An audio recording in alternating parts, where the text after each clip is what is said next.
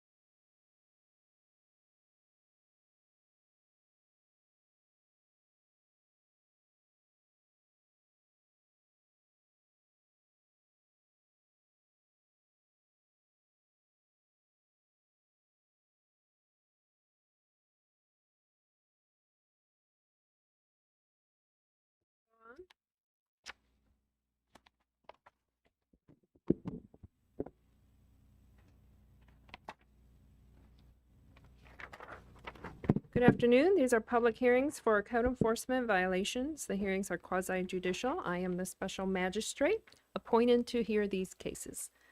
Formal rules of evidence do not apply, but fundamental due process shall be observed. Everyone who has a case today will have an opportunity to present evidence. You may present evidence or witnesses to testify on your behalf. There is no public comment portion. You must be a respondent or be called as a witness in order to speak on a specific case. Everything today is being recorded and all testimony will be under oath. When you are sworn in, please provide your current mailing address so any orders get to the right address. The city will present its case first and information will be displayed on the screens. The city's PowerPoint presentation will be entered into evidence unless any objections are made. After the evidence, I will make a ruling. That ruling will be reduced to writing and mailed to you. Why don't we go ahead and swear everyone in. If you wish to speak on a case and you're not an attorney, please be sworn in. Do you swear or affirm that the testimony you give shall be the truth, the whole truth, and nothing but the truth? And I'd like to go out of order because I know we have an attorney present. Can you call that case? Yes, ma'am. The first case that we'll hear today is 22-04, Noble Properties Ltd, and the inspector is Kyle Mack. Thank you, Inspector Mack. Thank you.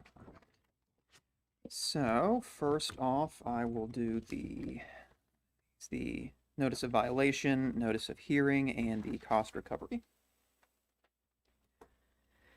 Thank you. I will accept into evidence the city as Exhibit 1, the notice of violation with affidavit of service. Exhibit 2 is the notice of hearing for today's hearing and the affidavit of service. And Exhibit 3 will be the cost recovery sheet, which costs total $122.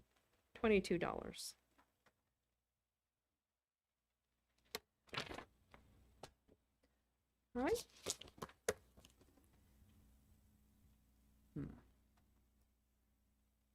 Okay, but we'll just roll with this then. All right, so this was originally an annual fire inspection at the Family Dollar located at 708 Cheney Highway, Titusville, Florida 32780. The property itself is owned by Noble Properties Ltd. They are the property management firm there. The mail-to address was the 4280 Professional Center Drive, which is the address of Noble Properties. So when I completed the fire inspection, the violation was NFPA 101.8.5.6, which would be penetrations. In this particular instance, any business or building in the city that has a fire sprinkler system and a drop ceiling has to have all the ceiling tiles in place. That traps the heat and allows the sprinkler heads to activate when they're supposed to. Also stops heat and flames and smoke getting above. As you'll hear in just a moment, one of the issues with the building is that the roof currently has leaks. Those are damaging the ceiling tiles. They fall out and have to get taken out of the grid. So they simply have to replace the ceiling tiles.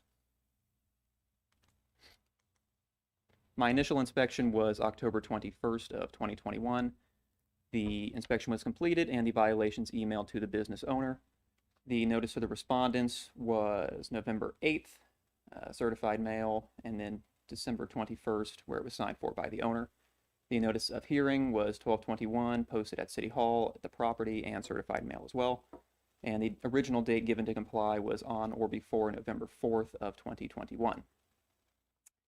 Recently, I think it was towards the end of last week, I was finally able to speak to someone from the property management firm and told them about the issues with the ceiling tiles, and they did say they were going to take care of it.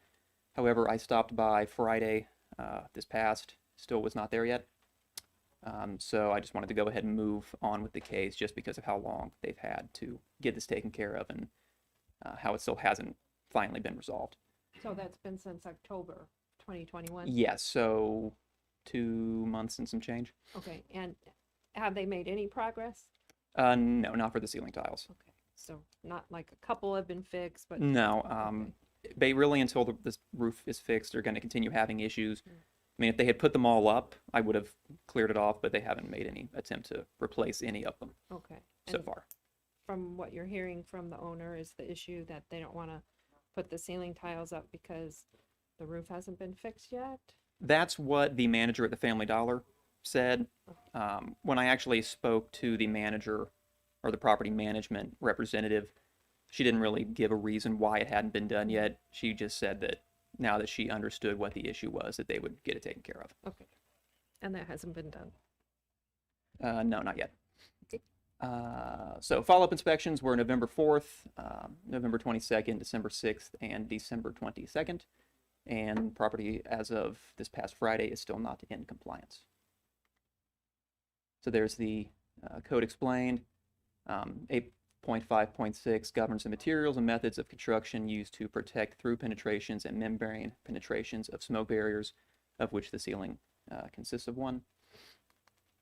So based on the testimony and evidence presented in 22-04, it is determined that Noble Properties Ltd. Is the owner of record located at 708 Cheney Highway, that they are in possession or control of the property, and they are in violation of NFPA 101 8.5.6. Okay, thank you. Not a problem. All they need to do, replace the ceiling tiles to satisfy the requirements of the code. I would ask that they correct it by this February 11th of 2022. Be assessed the administrative costs in the amount of $122. And if they do not comply by February 11th, be fined $50 per day should the violations continue. And then, of course, they can contact me and let me know that the issues have been resolved, and I can stop by and get everything cleared off for them.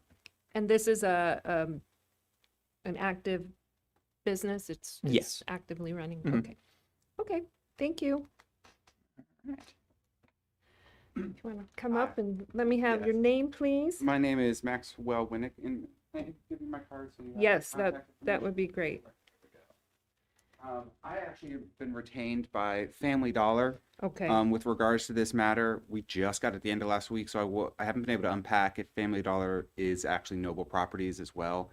Sometimes they own their own stores. I know that when they're single stores, they do. This one's in the middle of a shopping plaza. okay, So I know for a fact that that there's a solid landlord on here. I just don't know if it's Noble Properties, and if it is, it seems like they just sent it up to Family Dollar. But okay. I may or may not be here on behalf of Noble Properties. I don't want to, Okay, understood. you know, but it's definitely here for Family Dollar. The inspector is the code enforcement officer is correct in that there are. I went by today. There are some missing tiles. The manager was somewhat confused. She's like, I think it's because of the tiles, but we were told we can't replace them until the roof is done because they keep getting damaged.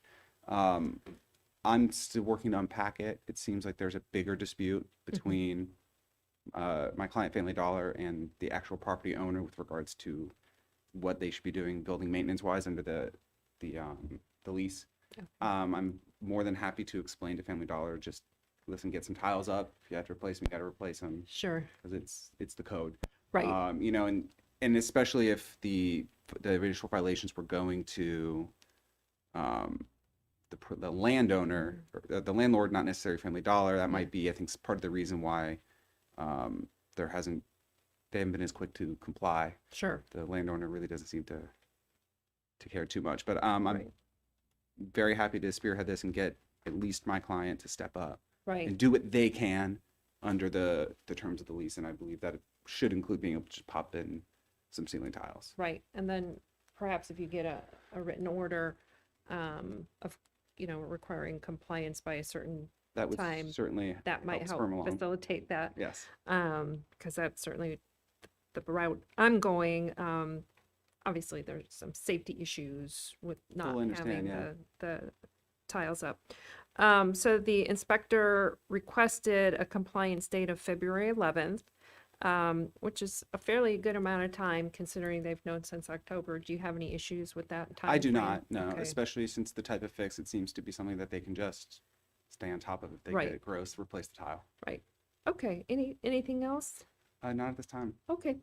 I'll go ahead and, city, anything else from the city? Nope. No, ma'am. Thank you.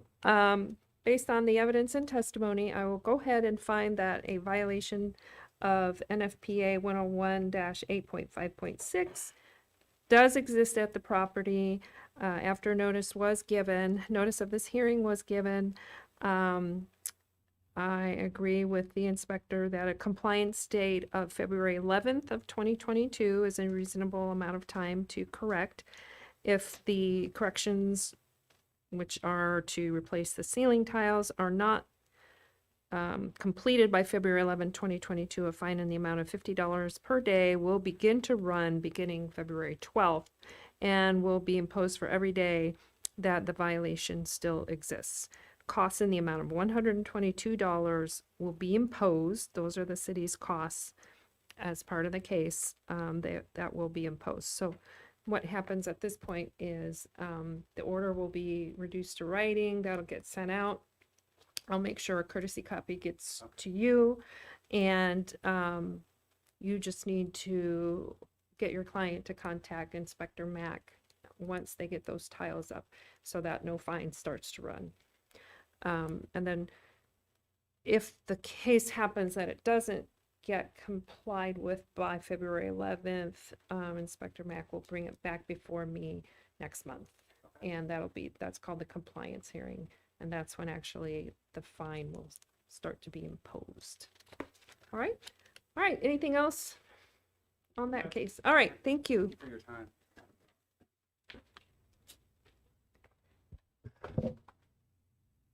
Ma'am, Yeah. if we may. The respondent for the case 22-05 has came in, and I would like to go ahead and hear that one if you would. please. Absolutely. I'm happy to do that since we have another person present. All right. Officer Flanagan. Good afternoon. Good afternoon.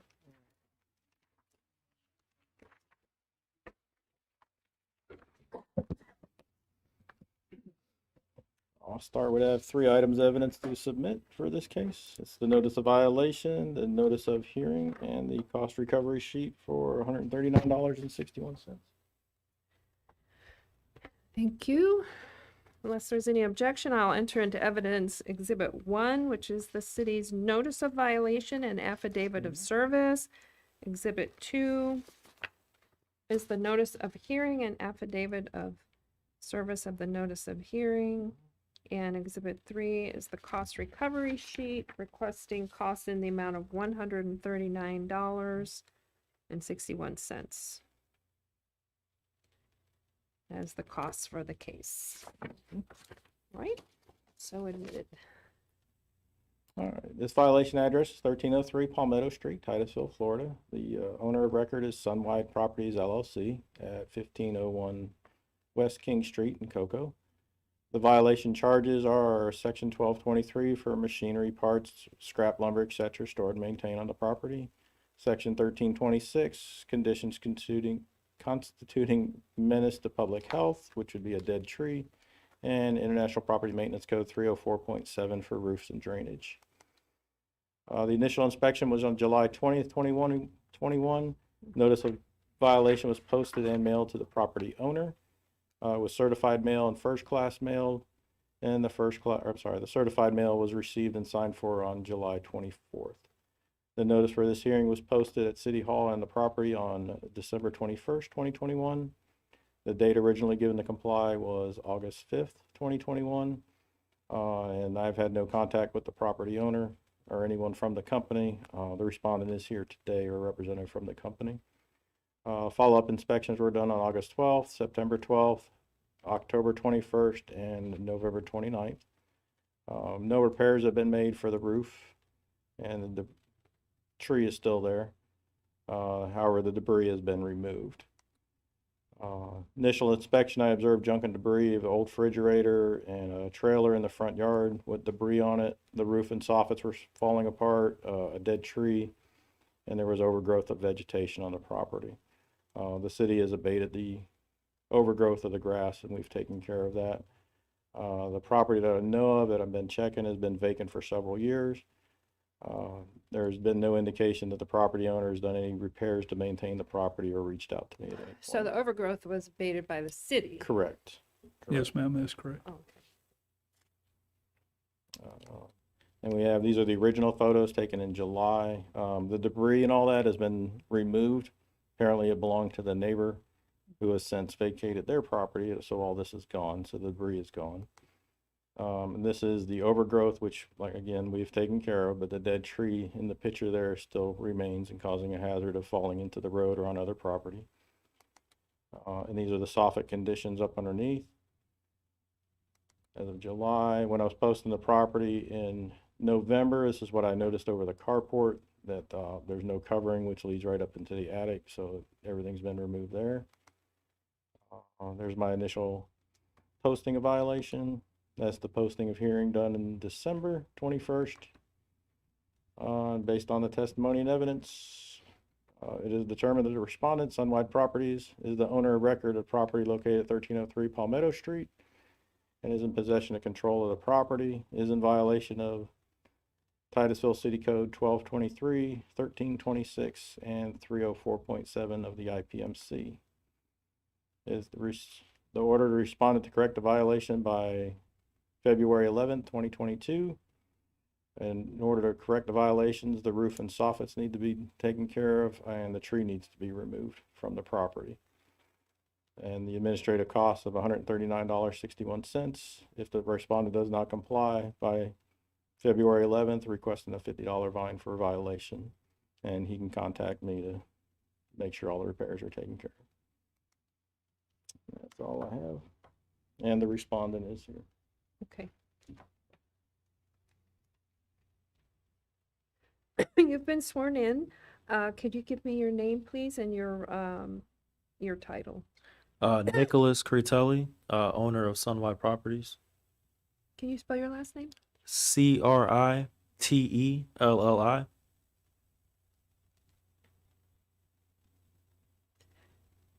Okay. And so you're the owner of Sunwide Properties? Yes, ma'am. Okay. What can you tell me about the tree and the roof problem? So the code enforcement officer pretty much summed up my main issue.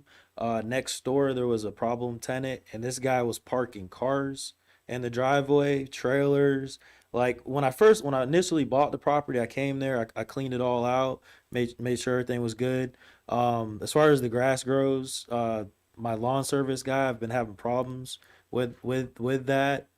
Since the cities came out and cut it, I have been out there and cut it again and made sure everything is cleaned out, so there's no trash or bed frames or radiators in the attic anymore. Like it was wild. Whoever lived next door must have been like insane to like do all that. Like they literally had, I think, 2 cars in the driveway and all kinds of stuff. But since then, I haven't been by there today, but I was out there last week and everything is still like cleaned out.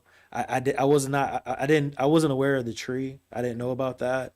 I've been meaning to get a hold of the code enforcement officer to find out exactly what tree they would like removed. I don't mind calling a tree service and having them come out and cut the tree. Can we put the picture of the tree back up? So we're all clear. You do know the neighbor moved out. Yeah. I came by there last week and I was like, thank God, because I've been by there a couple of times and threw his stuff away, and then I'd come out there again, it'd be full again. And like he's parked cars there. I've went over there, told him to remove them for me, and next thing I know, he's got different cars in the parking lot, so they're in the driveway. Okay, there it is. Looks pretty dead. I'm guilty of the grass, and yeah, the tree I guess is dead. I haven't taken a good look at the tree. I didn't know it was dead, but I have a tree guy I use. I can go out there after I leave here, take pictures of it, send it to them, and they'll come out and cut the tree. Do you think you could get that done by February 11th? Tomorrow? Oh, next February, month. Yeah, yes, next month. Yeah, I can get that done. Okay. I was thinking January. Yeah, no, that's tomorrow. So no, I wouldn't require that. That'd be cutting it close. No, that gives you a month. Now, would I have to get the stump removed as well, or just the tree? Just the tree. Okay. All right. Yeah, I can get that taken care of. So on that first violation, the overgrowth, that's been taken care of. Yeah, But this, but please keep that up because you don't want to get a recurring violation or eventually a repeat violation. Because then the fine goes up for that. But, so for that 13-26 violation, the only part of that violation that's left is the dead tree because the grass had been cut. and I can get that taken care of. And then all the junk, the city has said you've come into compliance with the junk that was all removed. Yeah, all the junk is cleaned up. That's all removed, thank God. And then the guy next door, he's moved out, so that shouldn't be an issue anymore. Right. I've never had that problem before. That was the first for me. I've had dozens of houses, and I've never had that problem where the neighbor just moved in next door. Yeah. Basically, Yeah. I mean, he literally put his own parts of his cars in the attic. I had to remove them. So like he moved himself He in. moved in. Yeah. So the other issue we need to talk about is the roof and soffit. Yeah, so I've been meaning to get with the code enforcement officer because I wasn't sure exactly what they meant by the soffit. Okay. I see now from the pictures, and I can get that fixed Okay. by next month as well. Okay. Now this covering here, are you saying you want soffit over that? Something needs to cover. Okay, yeah, I can get that. I can get that taken care of by next month. That's not a problem. I actually planned on having some painters come out and paint the house this month, so I can get that carport taken care of as well. Okay. Great. That's I plan on that being the next thing to deal with. So I want to get that taken care of for a good start of the new year and try to get it rented out. Okay. So Okay. So as I explained to the attorney in the other case, what happens is once I do the order, it'll get sent out and you've got to bring all those violations into compliance by February 11th. Assuming you do, then we won't have another hearing. But costs will still be imposed, just the cost, because the cost of having to bring the case. okay, The no city- problem. The city asked for those costs. So just be in contact with Officer okay. Flanagan, by or before February 11th, then you won't need to come back here again if you can get all that taken care of. Yes, ma'am. I can get Okay. that handled. Okay. I'm gonna go out there after I leave here and take pictures of the tree and contact the tree guy, so he should get that taken care of pretty quick. Yes. Ma'am, if we could we get an additional mailing address because 1303 Palmetto is obviously not, Oh, yeah. and somewhere we could be able to ensure that the proper documents go to the owner. Is it 1501 West King Street? Yes, ma'am. Okay. That goes right to my shop. So Okay. So the 1501 West King Street, Cocoa, Florida, 32926. yep. Okay. All right, thank you. I'll go ahead and make a finding based on the evidence and testimony that there was proper notice of the hearing, that respondent did appear today, entered the 3 exhibits into evidence, considered the factors under Chapter 162 for imposing a fine, find that there is a violation of Section 13-26, the dead tree portion of the violation, and Section 6-109, the IPMC 304.7 for the roof and the soffit. I will order a compliance date of February 11th, 2022. Failure to comply by that date will impose a fine in the amount of $50 per day per violation. So that would be a total of $100 a day if you don't get both of them complied with by the February 11th date. So Okay. $50 per day per violation. And costs will be imposed in the amount of $139.61. Please contact Officer Flanagan as soon as you can get those issues fixed. Okay. Thank you. All right. Thank you. Do I have any paperwork or anything? no, or- no. So good to It'll go. get mailed to Okay. you. All Yep. right. Thanks. I'll be in contact with you. Sounds good. I appreciate it.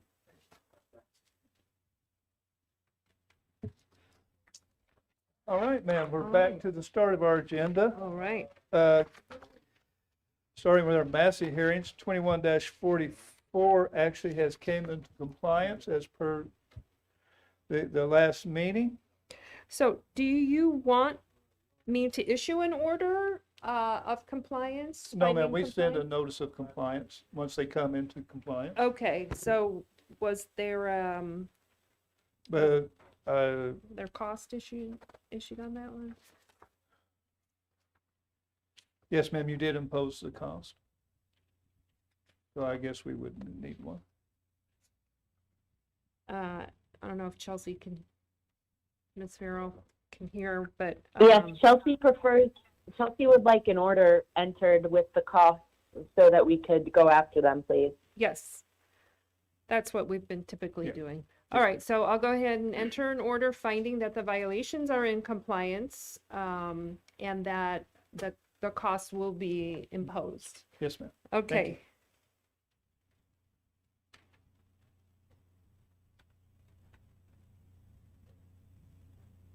Okay, The next case is 2147 Keith Edwards, 3985 Thor Avenue. Also a Massey hearing, and Inspector Code Officer Hutchings' case, and he is prepared to testify. thank Afternoon. you. Good afternoon. Let's see what we got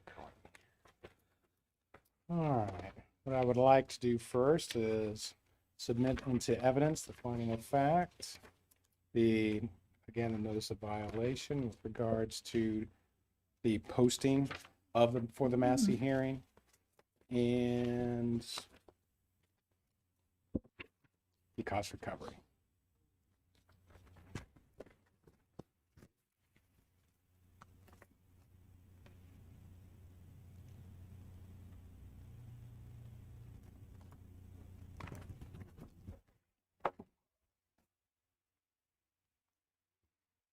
Thank you.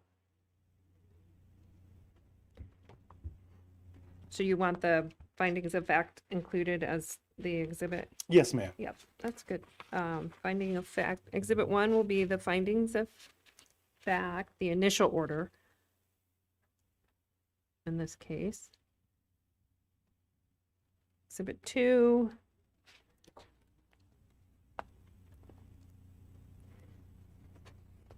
Will be the notice of hearing and affidavit of service. And exhibit 3 is the cost recovery sheet, in the amount of $104.39. Thank you. Thank you.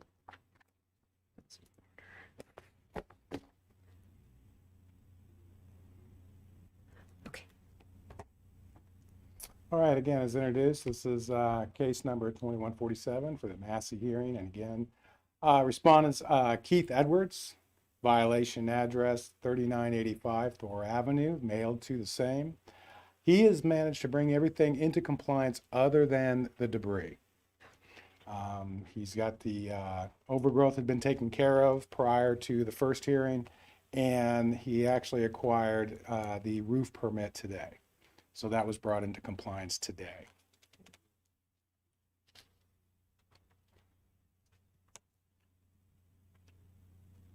Okay. And he is not here today, is that No, correct? ma'am, unless did you see him come in? No, ma'am. At the last hearing, the order was $50 per day per violation, and based on your testimony, there's one violation but one. still in existence. Yes, ma'am. Okay.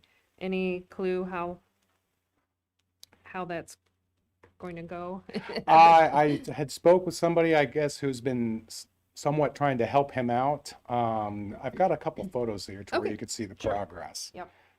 In his defense, he has made an incredible amount of progress. So if you take everything where you see that string line, everything to the left of it was the way I found the back of the property during the initial inspection. Everything to the right is the neighboring whom was nice enough to let me into her backyard to be able to get these photos. So what I'm about to show you is a photo of basically the same place, pretty much the same angle. Quite a difference. That's an understatement. Yes. No, Mr. Edwards, again, in his defense, he has made an incredible amount of progress with it. He has, but that shed at the time, as I explained in the first hearing, it was just so overgrown and just so inundated with debris. I literally could not tell what that makeshift shed was. So I pretty much just classified everything as debris at the time. But he still has that left to take down or to permit to build a new, which he's already expressed the desire to do. Okay. And he still has the RV, which I don't know exactly what he's going to do with. And that's the only thing that's left is just simply the debris. Okay. All right. All right. And he is not present. No, ma'am. So I will go ahead and find that the property came into compliance as to the violation of weeds Yes. and violation of 6-56 permit required, but section 12-23 for junk and debris is still in violation. Yes, ma'am.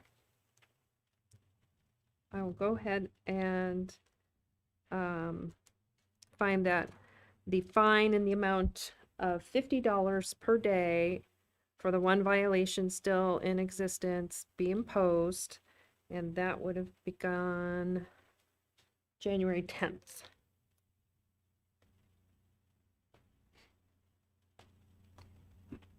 Excuse me. And will continue until brought into compliance. Yes, ma'am. Anything else? No, ma'am. And costs. Yes, I'm sorry. We did. Yes. 104.39. We did impose costs, and costs are imposed in the amount of $104.39. Thank you. Thank you.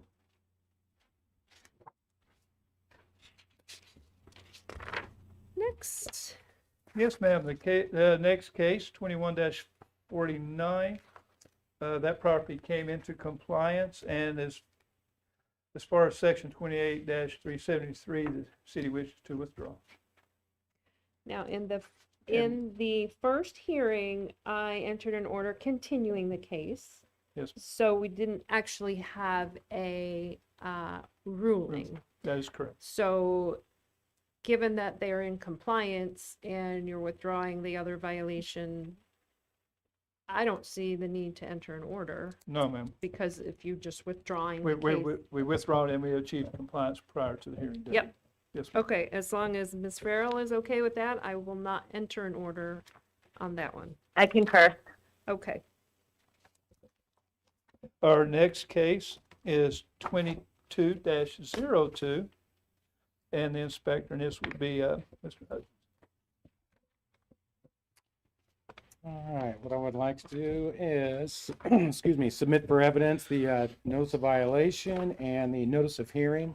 And again, this is for a finding of fact with regards to this particular property. Thank you. Exhibit 1 will be the notice of violation and affidavit. Exhibit 2 will be the notice of hearing and affidavit of service. And Exhibit 3 will be the cost recovery sheet requesting costs in the amount of $104.39. Yes, ma'am. Again, as I said, case number 2202, the respondent is Barbara Solnick, who is not present during this. The violation address, 2411 Jaywood Drive, mailed to the same. And the violation, when we start off with inoperable vehicles, she did in fact get it tagged, and apparently it is running. So that's has come into compliance. And the overgrowth was actually abated by the city contractor. Reason why I'd like to bring it for finding of fact was that upon initial inspection for the latest case, in 9/16 of 2021, found overgrowth throughout the property frontage, which was abated by our contractor. Overgrowth has been a repetitive violation issue at this particular property.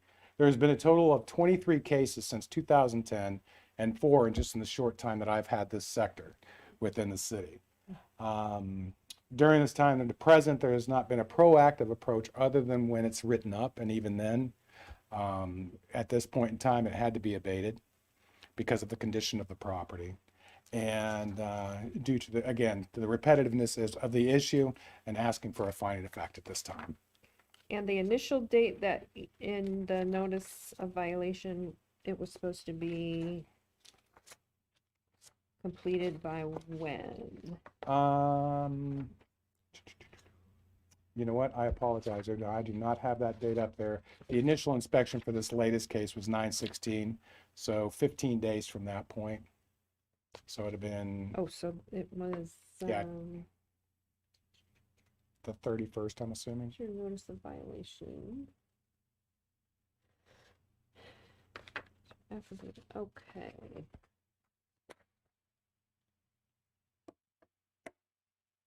$9/29. Okay. And it was brought into compliance well after that, Yes, ma'am. correct? Okay. Now, she has went ahead and paid for the abatement with regards to the city contractor going in and then paying. And of course, it's non-growing season, so the issue hasn't arisen, but we're simply right around the corner from that. Right, understood. City wants to get an order out there for a potential repeat Yes, ma'am. situation. Okay, I concur, given the recurring nature. All right, anything else? No, ma'am. And you have recommendation for daily fine? I was going to go ahead and leave that up to the magistrate I'm going to not impose at this time. anything at this time, other than the costs. Yes, ma'am. And I'm glad to hear that she did pay the abatement costs.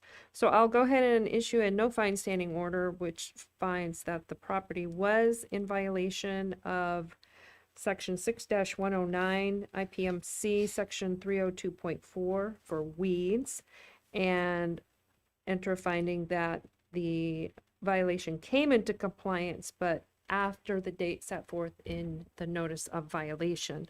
No fine shall be imposed, but costs will be imposed in the amount of $104.39. And there is a potential for repeat violation in the event that officer sees it in the future. Yes, ma'am. Thank you. Thank you.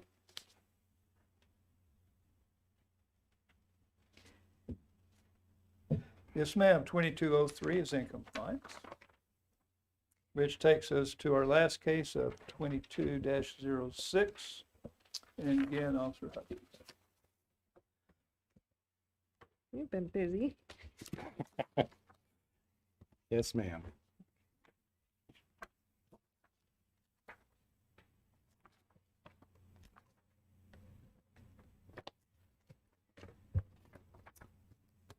All right, as introduced, again, this is a special magistrate hearing with the initial hearing, 2206. I'd like to first submit into evidence, number one, notice of violation, two, notice of hearing, three, the cost recovery sheet. Thank you. I will admit into evidence Exhibit 1, the notice of violation and affidavit of service. The Exhibit 2 will be the notice of hearing and affidavit of service for today's hearing, and number 3 will be, Exhibit 3 will be the cost recovery sheet requesting costs in the amount of $104.39. Yes, ma'am. Thank you. Okay, the respondent being Vermont LLC. The violation address is 1554 Kings Court, Titusville, Florida. Again, with the parcel number, mailed to 1545 Kings Court. There is a number of violations. It was actually originated from a minimum housing inspection. I'll go through the basics with regards to what section and my findings on that with regards to the IPMC violations. What's the minimum housing? What is that? It's where we go in, we receive a complaint from a resident whom is renting a structure or a dwelling. Okay. And if they're not getting a response from the landlord, or there's issues that the landlord's not taking care of, we would go in and generate a formal inspection. Got it. So with that, everything's based off of the 2018 Section 109 IPMC. And we're looking at general exterior, roofs and drainage, electrical systems, windows, skylights, doors, frames, bathrooms, toilets, swimming pools, and general interior maintenance. And it'll be more explanatory once you start seeing the photos. And upon initial inspection, found a number of violations ranging from electrical issues to the main breaker box to exposed wire ends outside around the pool area. Also found signs of roof leaks along with where all met ceiling, daylight was showing through from the outside of the structure to its inside. There were signs of, damage and dilapidating. Let's see, lost my place here. Signs of water leak in the cabinets and plumbing was repaired, though cabinet remains damaged and dilapidating. Found that majority of windows were non-operational, along with some of them being screwed shut. And that was actually in some of the bedrooms, which is obviously an emergency ingress egress. Yeah, safety issue there. Yes, ma'am. Found the condition of the pool water quality was not to code and full of tadpoles and mosquito larvae. The initial inspection was 10/13 of 21. Notice to respondents was again 10/13, mailed certified, delivered, and signed for by an agent. The notice of hearing was 12/22, again of 2021, posted City Hall and on property where the violation. Certified mail was delivered and again signed by an agent. Date given to comply was 10/27 of 2021. There has been no contact with the owner. I did find a phone number searching through our water department with regards to the records and the program that we use. That number has been out of service for quite some time now. Oh. So the tenant does not, the water's not in the tenant's name? yes, the water was in the tenant's name, but initially it was in the Okay. owner's name. Okay. So any contact with the owner, again, no. Follow-up inspections were 12/8 of 2021, where I was actually able to, when I was posting one of the hearing notices, was the present tenant, they were in the process of moving. Oh. Yeah, so they're gone. In fact, they were getting the U-Haul and they were nice enough to let me in just to see of any kind of progress. There's a whole nother write-up that I'm going to have to go to. Obviously, I'm not going to present it here because it hasn't been formal due process, but there's some other issues that I found during that last inspection. Okay. So had called, left message to the tenant to set up the reinspection on 11/2, which was around the same date as the original reinspection time. Though did not hear back. The second call was on 12/7, this being the tenant, on 12/7 of 2021, and was able to go in. The results of the reinspection, though there were a few windows replaced, they appeared to not be sealed, trim out of property, roof repairs had not been completed, cabinets were not repaired, replaced from water damage, electrical not complete, along with any work that was repairs that they had done and performed. Everything was as if they started and then simply stopped. So, and again, to go through with the city code defined, the swimming pool, bathrooms and toilets,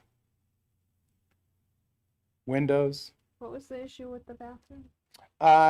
holes in the wall and piping exposed, and the whole sink was literally tearing away from the wall and was supported by, and you'll see in a photo, simply supported by a couple of little poles. So the fixture itself was not secure and can actually create an image. They had children, small children. All it simply would have taken is for them to grab onto the edge and go from there. Again, windows, skylights, and doors. The electrical hazards, and I'll show you the electrical hazards once we go through, and you'll see the photos thereof. Roof and drainage, which is also expressed in the photos, and general exterior maintenance, which you'll also see. That's inside. Signs of the roof leak. That's in one of the bedrooms. Or no, I apologize. That's in the family room. That is the result of the leaking in the kitchen. That's a kitchen sink base. That's the kitchen? Yes, ma'am. That's the way the owner left it with regards to its repair. That is from a room, taking the photo inside, where the wall is meeting up to the trusses and it's not sealed. That's the one I was expressing with regards to the light coming from the outside in. Right. So, whoop, I apologize. That's the condition of the pool. That is actually the condition because they had called almost immediately after they had moved in. They were there plus or minus a week. They went through the right channels trying to get the owner to do something, then they just simply didn't hear anything. That was the condition of the pool when they moved in. That is the main breaker electrical panel in the house. That obviously constitutes a major issue. Sure. That's some general exterior with regards to the roof and the flashing and the soffit. That is some exposed wires that appear to have come from one of the units, an air conditioning unit or a pump or something along those lines, perhaps for the pool. I have a number of other photos with regards to just small things here and there, but I figured this would give it well-rounded as far as being able to explain. Based on the testimony and evidence, 2206, it is determined that the respondents, Vermont LLC, owner in the record of property located at 1545 Kings Court, is in possession or control of the property. The violations, again, going through 35-1, 303, 403, 303.13, 6043, 7047, 304.1, as defined. And it is further that the recommended that the code magistrate, I apologize, order the respondent to correct the violation before 2/11 of 2022. In order to correct the violation, the respondents submit and obtain all permits required for repairs and bring swimming pool water quality to code. That pretty much covers everything from electrical to window replacement, etc., to get the house at least back up to code. So is the mailing address The same the as same as there was the a house? post office box, but there was no response from that, and everything was brought over to the On the property appraiser website, what's the mailing address? Oh, you know what? I apologize. I know what you're talking about now. That would have been my mistake because there's a PO box in Cocoa or someplace, I believe. Oh, Great. nope, that was my fault. I apologize. Oh. This is where I am. It would have been to 9907 8th Street, Unit 1269 in Gotha, Florida. 34734. Okay. I And apologize. That's for Vermont LLC. Yes, ma'am. Okay. And that's where all the notices went. Correct. And they also were at the house as well, that physical I don't know if they, posted. nope, that was my fault for putting that on there. That shouldn't have went to the, No, her question was, did you post the property? oh, yes. Okay, Yes, I okay. did. On property, yes. Okay. I apologize. Yes, just making sure. So 2 locations got Yes, your ma'am. notices. Got it. That's where it was signed by the agent at the Gotha address. Got it. We're good. Okay. So as we're going through again, order the respondent to be assessed administrative costs of 104.39. The respondent does not comply by 2/11, a $50 per violation per day should be imposed for each day the violation continues. Do you know if anyone is living in there now? Not to my knowledge. Not to my knowledge. So the last time you were there, Was the posting for the hearing, okay, and that was when the 12/8. That's when the tenant, were moving out. Yes. Tenants were moving out. in fact, I actually passed the U-Haul truck as I was leaving. All right, and $50 a day per violation. Yes, ma'am.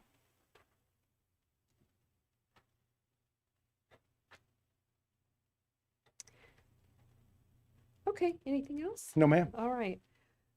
Well, I will go ahead and enter an order after the evidence and testimony, finding that the property is in non-compliance of the 7 cited violations And the property owner shall bring each violation into compliance by February 11th, 2020. Failure to do so by February 11th will result in a daily fine of $50 per violation for the 7 violations if they're not brought into compliance by that date. And costs shall be imposed in the amount of $104.39.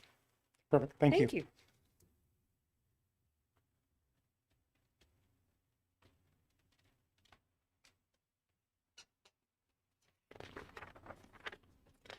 That it?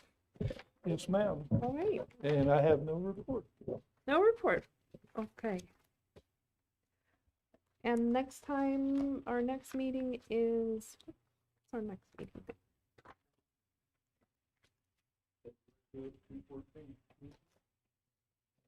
Valentine's Day.